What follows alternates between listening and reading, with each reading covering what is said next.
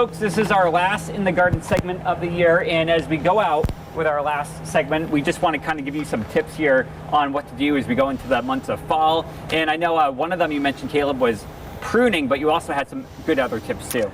Three most important things I think kind of for a gardener should think about is pruning, mulching, and dividing certain perennials, because that's kind of your window to do that. Okay, so let's start with pruning. How do we do that? Yeah, so pruning really is your chance to shape your trees and shrubs, prune out dead or dying or diseased branches.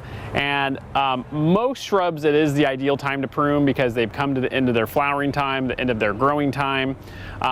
There are a few shrubs that you may not want to prune, but most of your shrubs are going to be, it's a great time to prune as they're kind of going to sleep for the fall and winter. And what's the difference between pruning and deadheading? So deadheading is really going to be removing, the dead flower stalks of a flowering shrub or plant.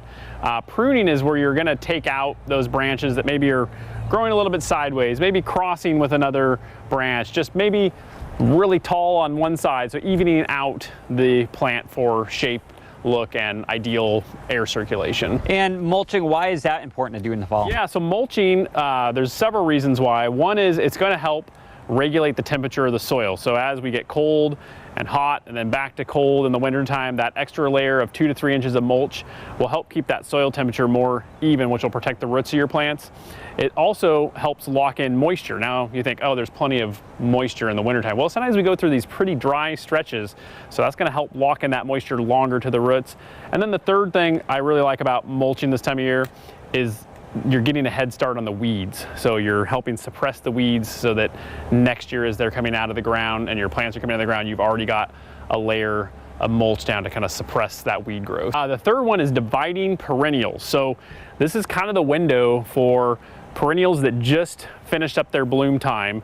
So things like hostas, daylilies, iris. This is the window you have to divide them. And with dividing, really you want to do it because it's going to help make that plant less crowded the next year. It's going to help that root system have a little more room to grow.